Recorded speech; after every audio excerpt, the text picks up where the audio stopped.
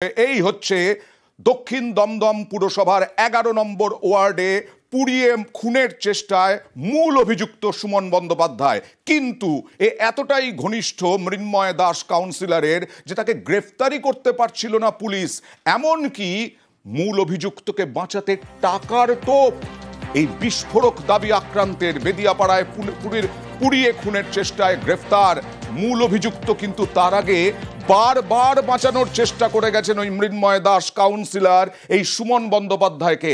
এতটাই ঘনিষ্ঠ যে 5,000 টাকা দিয়ে টোপ দেওয়া হয়েছিল যাতে সুমনের নাম না বলা হয়। অনুপ,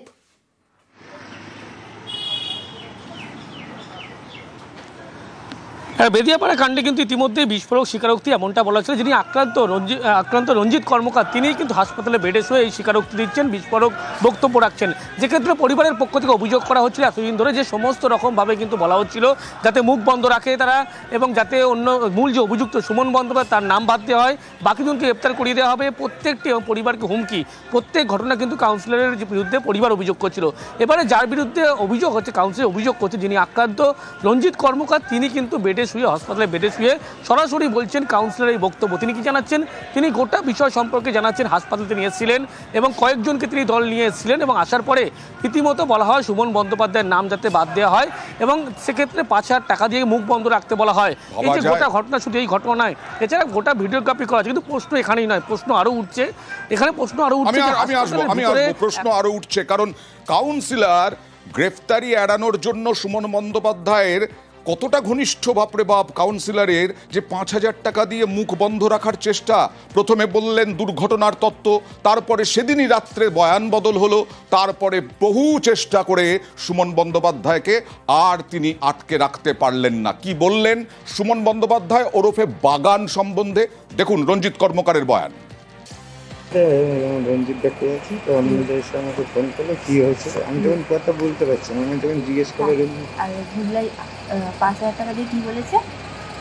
কবির নাম, এই নাম তো বলবি না, বাগানের নাম বলতে বারণ করেছে। 5,000 টাকা দিয়ে। হ্যাঁ, তখন আমি বলছি দেখো উনি ওইসব না, যে যে ছিল আমি সবার নাম বলে দেবো, চাই আমার ছেলে হোক সবার নামই বলে দিয়েছি। তখন আগুন ধরিয়েছে খোকু আর ওই বাগান আর ওই সাগর, এই তিনজনই হচ্ছে আগুন ধরেছে মেন। আর 5,000 টাকাটা দিয়েছে, বলেছে বাগানের নাম বলতে না। না, তখন আমি বলছি তুমি এরকম কথা বলছো কেন? তখন ওরা তাড়াতাড়ি করে চলে গেছে, আর ভেতরে 8-9 জন ঢুকেছিল। না, 8-9 জন ঢুকেছিল এখানে, যেখানে একজন ঢোকার পারমিশন আছে সেখানে 8-9 জন ঢুকেছিল, তাই তো? তারপরে এরা এসে ওদের তাড়িয়ে গেছে। আচ্ছা, তারপরে ওইদিকে বাইরে তাড়িয়ে গেছে। হ্যাঁ, তখন এসে লাস্টে এসে আমাকে টাকা দিয়ে গেছে। যেখানে একজন ঢোকার অনুমতি সেখানে 8-10 জন ঢুকে গেল এই আরজিকর হাসপাতালে। আর কি প্রশ্ন উঠছে? মৃন্ময় দাসী বা কি বলছেন অনুপ?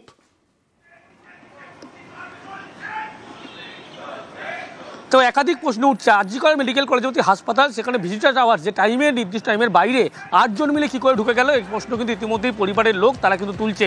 এবং শুধু এই নয়, মৃন্ময় দাস কিন্তু একেবারে সমস্ত অভিযোগ গতকাল পর্যন্ত অস্বীকার করছেন। আজকে যখন এই বিস্ফোরক স্বীকারোক্তি যখন একেবারে রঞ্জিত কর্মকার তিনি যখন হাসপাতালে বেডে শুয়ে দিচ্ছেন, সেক্ষেত্রে কিন্তু একেবারে তিনি বারবার তার সঙ্গে যোগাযোগ করা হলে, ফোন করলে তিনি কিন্তু ফোন ধরেননি, এখানে কিন্তু এড়িয়ে যাচ্ছেন। আর এখান থেকে কিন্তু স্পষ্ট হচ্ছে একেবারে তিনি যে 5,000 টাকা দিয়ে মুখ বন্ধ করার যে চেষ্টা করেছিলেন বা সমস্ত প্রভাবকারী মূল অভিযুক্ত নাম বাদ দেওয়ার জন্য, সেগুলো স্পষ্ট হচ্ছে। আরও অভিযোগ তোলা হচ্ছে কি যে একজন নিরাপত্তরক্ষী হাসপাতালের, তার ফোন থেকে কিন্তু একেবারে মৃন্ময় দাসের সঙ্গে কথোপকথন বলিয়ে দিয়েছিল এই সিকিউরিটি, এবং হাসপাতালের একজন সিকিউরিটি কী করে একজন কাউন্সিলরের সঙ্গে কথা বলিয়ে দেয় ফোনে এবং গোটা বিষয়টি বলে, এই বিষয় নিয়েও কিন্তু ভূমিকা নিয়ে প্রশ্ন উঠছে। কিন্তু শেষমেশ শেষ রক্ষা হলো না, চাপে পড়েই কিন্তু একেবারে পুলিশকে ইতিমধ্যেই গ্রেপ্তার করতে হলো মূল অভিযুক্ত সুমন বন্দ্যোপাধ্যায় ওরফে বাগানকে। ইতিমধ্যেই তাকে আজকে আদালতে পেশ করা হয়েছে। আর মৃন্ময় দাস তিনি মুখে কুলু পেটেছেন, তার বিরুদ্ধে আবারও সরব এই রঞ্জিত কর্মকারের পরিবার।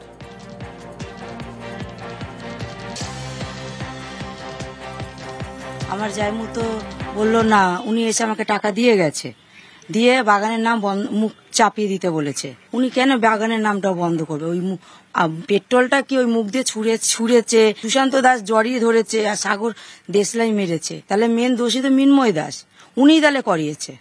ওকে বাঁচাবে কেন? বাঁচালে গেলে দুজনও তো আছে, দোষ তো ওরা তিনজনই করেছে, সুমনকে কেন বাঁচাবে? আর মেন দোষী যে ওই বাগানকেও বাঁচাচ্ছে, ওই মিন্ময় দাসও দোষী, তাকেও জানি তার শাস্তিটা পেয়ে যায়। এবার একটা ভাইরাল ভিডিও দেখাবো, আঁতকে উঠবেন। দেখুন রাস্তায় ফেলে কিভাবে এক বৃদ্ধকে মারধর করা হচ্ছে। এরা হচ্ছেন একটি ক্যাফের কর্মী, আর ইনি হচ্ছেন যে বাড়িতে ক্যাফে, সেই ক্যাফের সেই বাড়ির মালিকের নিরাপত্তা রক্ষী, বাড়ির নিরাপত্তা রক্ষী অ্যাকচুয়ালি। আর কেন অপরাধ কি?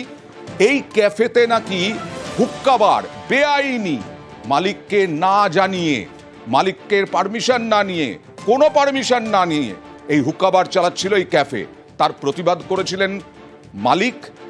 মালিককে না পেয়ে নিরাপত্তা রক্ষীকে এই রকম ভাবে ফেলে মার। দেখুন,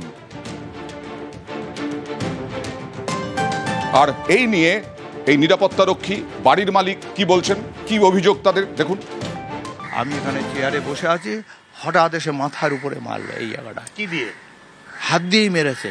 আর ওরা ঘিরে রেখেছে যে আমি যদি কিছু করতে যাই ওরা আটকাবে, এইভাবে ধরে ঘিরে রেখেছে। আর তারপরেই এই কলার ধরে আমাকে টেনে ওইখানে নিয়ে গিয়ে ফেলে মেরেছে। আমার গলায় একটা সোনার চেন ছিল, 12 থেকে 15 গ্রাম ওজন ছিল, তার নির্দিষ্ট ওজন মনে নেই, অনেক দিনের এটা। সেইটে তো পাচ্ছি না, সেটা কেউ নিয়ে গেছে ছিঁড়ে। আমি মালিকের থেকে কালকে 10,000 টাকা অ্যাডভান্স নিয়েছিলাম, 500 টাকার সব নোট ছিল, সেটাও হাওয়া হয়ে গেছে, সেটাও পাচ্ছি না। দেখছি ওদের ঘরে হুক্কা, মেয়েলি ব্যবসা, কোনো কিছুই বাদ নেই। আমরা তখন কি করেছি, এখন একটা দারোয়ান রেখে দিয়েছি। সিকিউরিটি কি মার মেরেছে মানে চিন্তা করতে পারবে না, কি মার মেরেছে। মালিকও আছে, ওর মালিক সহযোগিতা করছে। তো আমরা ভয়ে চুপচাপ থাকি, থানা পুলিশকে জানিয়েছি, 1 বছরে এগ্রিমেন্ট করেছি। কিন্তু দালাল যে আছে বলছে কি একটু ব্রোক, ওরা একটু ব্যবসাটা ভালোভাবে করবে, তো ব্যবসা করতে সময় লাগবে, গ্রো করতে সময় লাগবে, তো 1 বছরটা কেটে ওরা 3 বছর করে দিচ্ছে। বাড়ির মালিক কি প্রভাবশালী? এরকম ভাবে মারধরে, এরকম সহযোগিতা কর্মীদেরকে। সরাসরি চলে যাব প্রতিনিধি সান্নিকের কাছে। সান্নিক, এই প্রিন্স আনোয়ার শাহ রোডে এই ক্যাফের মালিক কি প্রভাবশালী? না হলে তিনি আবার বলছেন নাকি যে মারধর সেরকম করা হয়নি। আরে মারধর করবেনই বা কেন? আইন নিজের হাতে তুলে নেবেন কেন?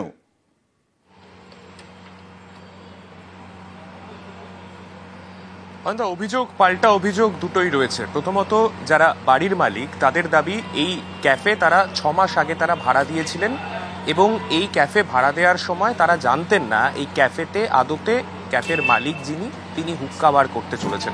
এই হুক্কা পার্লার করা নিয়ে তাদের একটা অভিযোগ ছিল, তাদের এই পাড়াতে বা তাদের এইখানে তারা যেভাবে থাকেন সেক্ষেত্রে হুক্কা পার্লার কিংবা ভেতরে আরো বেশ কিছু অনৈতিক কাজকর্ম চলতো, সেই নিয়ে তারা কিন্তু স্পষ্টতই অভিযোগ জানিয়েছিলেন। তারা যেটা জানাচ্ছেন যে সেই বিষয়টা নিয়ে যারা ক্যাফের মালিক তারা সহযোগিতা করেননি। কিন্তু আবার যখন আমরা ক্যাফের মালিক যারা তাদের সঙ্গে যখন কথা বললাম, তারা আবার পাল্টা অভিযোগ করছেন যে এই ক্যাফে যখন চলতো, এই ক্যাফে চলার ক্ষেত্রে যিনি বাড়ির মালিক তিনি বেশ কিছু ক্ষেত্রে সমস্যা তৈরি করতেন। অভিযোগ পাল্টা অভিযোগ। গতকালের পরিস্থিতি যেটা তৈরি হয়, গতকালের পরিস্থিতি নিয়ে কিন্তু ইতিমধ্যেই চাঞ্চল্য ছড়িয়েছে, কেননা একজন সত্য অভিযোগ পাল্টা অভিযোগ তো থাকবেই, কিন্তু আমার প্রশ্ন হচ্ছে মারধর করলেন কেন? মারধরে কি উনি সায় দিচ্ছেন? একেবারেই তাই, একেবারেই তাই। তাদের যেটা দাবি, গতকাল এই নিরাপত্তা রক্ষী যিনি ছিলেন, যে বৃদ্ধ ছিলেন, তার সঙ্গে প্রাথমিকভাবে কিছুটা বচসায় তারা জড়িয়ে পড়েন এবং সেই বচসা থেকেই মারধর ঘটনা ঘটে। কিন্তু গতকাল যে ঘটনা ঘটেছিল তার সঙ্গে তারা বলছেন তাদের যারা মহিলা কর্মীরা রয়েছেন তাদেরকে কটূক্তি করা হয়েছিল, সেই মতোই তারা লিখিত আরেকবার সান্নিক আমাদেরকে ইনস্টিগেট করছে, আমাদেরকে হ্যারাস করছে। এনারা যখন গিয়ে আমার স্টাফ বলেছেন কি আপনি সরে যান এখান থেকে, তো ওনারা এদের উপরে চড়ে এসেছে। আমার লেডি স্টাফকে মা নিয়ে বাবা নিয়ে গালাগালি দিয়েছে, বডি নিয়ে উল্টো পাল্টা বলেছে। ও আমার স্টাফের বাল রাস্তায় ফেলে ওর বুকটাকে চেপে ওর লাথি মেরেছে বুকে। আমরা ওইটা নিয়ে FIR করিয়েছি। ইন্টারনাল ইনজুরি হয়েছে আমার ফিমেল স্টাফের, মলেস্টেট করেছে ওরা। আচ্ছা, শ্লীলতাহানির পাল্টা অভিযোগ ক্যাফের কর্মচারীদের।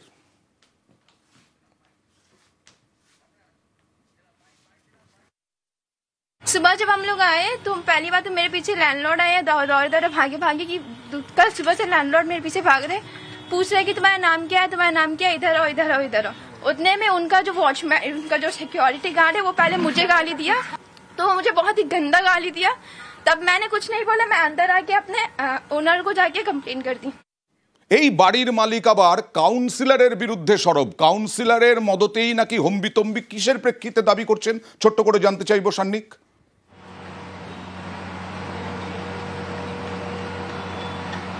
দেখো, আমরা বাড়ির মালিককে জিজ্ঞাসা করেছিলাম, মূলত এই এলাকার যিনি কাউন্সিলর তার থেকে তিনি তাদের এই যে ডিসপুট দীর্ঘ সময় ধরে চলছে সেইটাতে কোনো সহায়তা তিনি পেয়েছিলেন কিনা। তিনি স্পষ্টতই জানান যে কাউন্সিলরের তরফে এই গোটা বিষয় নিয়ে তাদের কাছ থেকে টাকার দাবি করা হয়, কিন্তু সেই টাকার দাবি করে তারপর যখন তারা টাকা পায়নি সেই দিয়ে কাউন্সিলরের তরফেও বেশ কিছু ক্ষেত্রে অসহযোগিতা করা হয়, সেই বিষয়টা তারা অভিযোগ করছেন। পাল্টা কাউন্সিলরের কাছে যখন আমরা এই গোটা বিষয়টা জানতে চাই, তাদের তরফে যেটা জানানো হয়, এই যে ক্যাফে যেটা এখানে চলছে সেই ক্যাফে আদতে এই বিল্ডিং এর গ্রাউন্ড ফ্লোরে একটি পার্কিং লটকে ঘিরে তৈরি করা হয়েছে, যেটা পুরসভার নিয়ম বিরুদ্ধ এবং সেই বিষয় নিয়ে পুরসভার নিয়ম বিরুদ্ধ, এবং সেই কারণেই মালিকের দিকেই অভিযোগের আঙুল, পাল্টা আঙুল উঠছে। দেখুন কি বলছেন মালিক আর কাউন্সিলর। কাউন্সিলর আমি একটা অনেক বহুত দিন আগে আমার প্রথম যখন এসছিলেন এখানে একটা আমি টিনের সেট করেছিলাম বলে আমার কাছে 2 লাখ টাকা চেয়েছিল বলে সেই থেকে কাউন্সিলরের সঙ্গে আমি একদিনও কোনো কথা বলি। এদের সাথে কাউন্সিলরের সম্পর্ক আছে মনে হচ্ছে আছে, হ্যাঁ আছে, নাহলে এত সাহস পাবে কি করে? ও পরিষ্কার, আমি বলছি কাউন্সিলর আছে, আছে, ও বলছে কাউন্সিলর বুঝে নেবো, আমি সব বুঝে নেবো, তোমাদের কিচ্ছু করতে দেবো না, তোমাদের নোকের আঙুল আমি হাত দিতে দেবো না আমি থাকতে।